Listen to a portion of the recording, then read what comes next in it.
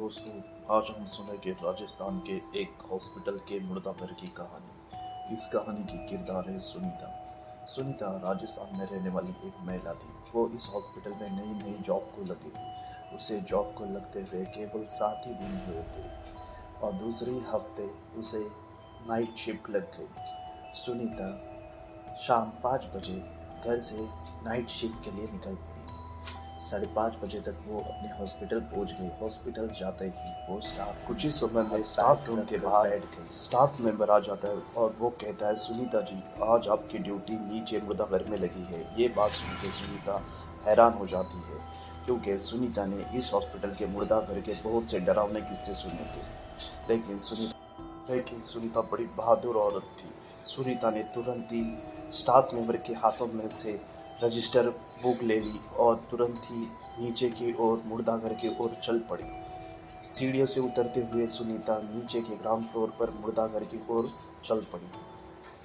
कुछ ही समय बाद वो मुर्दाघर के पास पहुंच गई और मुर्दाघर के बाहर ही एक बेंच लगी हुई थी। वहां पर वो जाकर बैठ गई। उसने अपनी नज़रें घुमाकर देखा, सभी लोग टहल रहे थे। वार्ड बॉय, डॉक्टर्स और हॉस्पिटल में कई आने वाले लोग यहाँ वहाँ घूम रहे थे। इतनी भीड़ भाड़ देखकर सुनीता डर भूल सी गई। कुछ समय बाद 7 बज गए। सुनीता ने सोचा, अंदर जाके मैं कपड़े चेंज कर लूँ।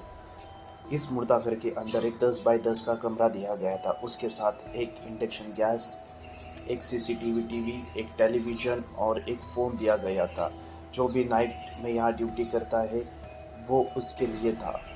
और यहाँ पे बस इतना ही काम था, रजिस्टर बुक लेकर बैठना है और कोई भी मुर्दा आने के बाद उसका नाम रजिस्टर करना है। ऐसे ही सुनीता अंदर की ओर कमरे की ओर चल पड़ी। सुनीता ने मुर्दाघर का दरवाज़ा जैसे ही खोला वैसे ही अपनी नज़रें घुमा कर देखी कि चारों ओर ढेर सारे मुर्दे लेटे हुए थे। ऐसा लग रहा था वो मुर्दे मरे नहीं, जिंदा है, बस वो सोए हुए थे। सुनीता ने तुरंत ही गर्दन नीचे करके अपने अंदर वाले कमरे की ओर चल पड़ी। तुरंत ही कमरे में पहुंच जाने के बाद सुनीता ने कमरे का दरवाज़ा बंद कर दिया। वहाँ से कुर्सी लेकर वो कुर्सी पर बैठ गई। उसने इंस्टाग्राम खोलकर रील देखना शुरू कर दिया। ऐसे सुनीता टाइम पास करते करते 8 साढ़े 8 बजा दिए। सुनीता को भूख लग गई। उसने अपने बैग में से खाने का डिब्बा निकाला और खाना खाने लग गई और उसने टेलीविज़न ऑन करके सीआईडी देखना शुरू कर दिया। सुनीता को सीआईडी सीरियल बड़ी पसंद थी। कुछ घंटों बाद रात के 12 बज गए। 12 बजे की जैसे ही घंटा बज गई, सुनीता की नज़र घड़ी पर और पीछे सीसीटीवी पर चली गई। सुनीता ने देखा तो शाम में जितने सारे लोग टहल रहे थे उनमें से कोई भी वहाँ नहीं था। केवल अंधेरा और वीराना था और कोई लाइट नहीं चल रही थी। केवल एक बल्ब टिमटिमा रहा था। ये देखकर सुनीता हैरान सी हो गई, वो डर गई। थोड़ी देर सोचने के बाद सुनीता ने सोचा कि मैं चाय बना के चाय पी लेती हूँ।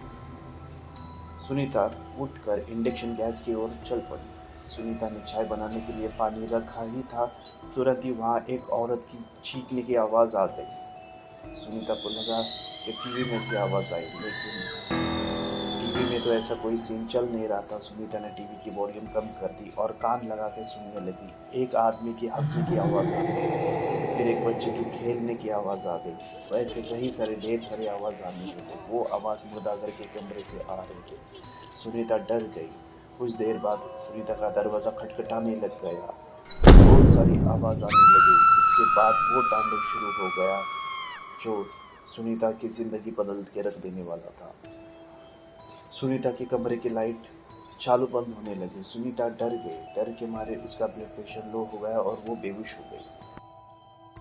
बेहोश होने के कुछ घंटे बाद सुनीता की आँख खुल गई। सुनीता ने हल्के से अपने पलके उठाए और घड़ी की ओर देखा तो रात के 2 बज गए थे। बाहर आवाज़ों का तांडव चल ही रहा था। सुनीता को बड़े बड़े दिमाग में आ गया कि शनिवार के दिन तो मैं हनुमान जी के मंदिर गई थी।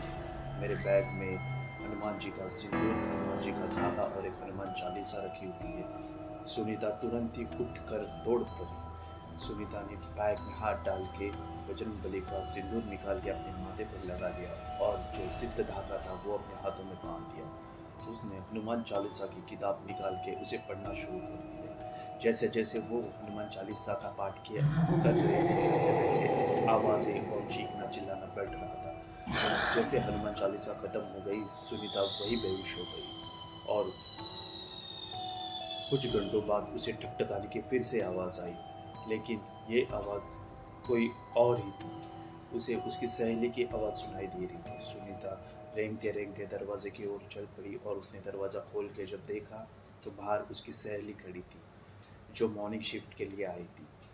उसने देखा सुनीता के कपड़े खराब हो चुके थे, सारा सामान बिखरा पड़ा था। सुनीता पसीने से लकबक थी और डरी हुई थी। उसने सुनीता को उठाया और स्टाफ रूम की ओर ले गई और उसने स्टाफ रूम में ले जाकर सारे लोग वहाँ जमा हुए। सबने उससे पूछा। सुनीता काँप रही थी। लड़खड़ाती हुए जबानों से सुनीता ने रात का किस्सा सुनाया और उसने कहा वो किस मुसीबत का सामना करके आज जिंदा बचकर आई है। ये बजरंग बली की ही कृपा समझो कि सुनीता की जान बच गई। मेरे दोस्तों, सुनीता आज भी उसी हॉस्पिटल में है, लेकिन वो मानसिक रूप से पीड़ित है और उसका इलाज चल रहा है। वो पूरी तरह से पागल हो चुकी है। अगर आप भी किसी हॉस्पिटल में जॉब करते हो तो सतर्क और सावधान रहे नाइट ड्यूटी के लिए। धन्यवाद।